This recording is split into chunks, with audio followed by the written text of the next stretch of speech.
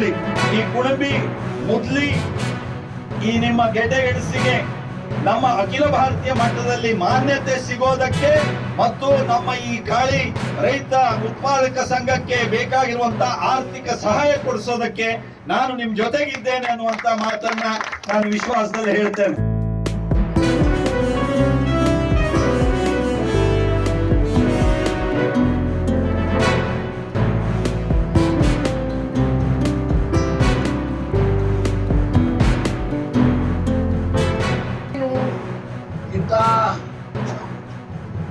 ಪ್ರದರ್ಶನಗಳು ಬೆಂಗಳೂರಲ್ಲಿ, ಮಂಗಳೂರಲ್ಲಿ, ಪುಣಾದಲ್ಲಿ ಬೇರೆ ಬೇರೆ ಕಡೆ ಆಗ್ಬೇಕು.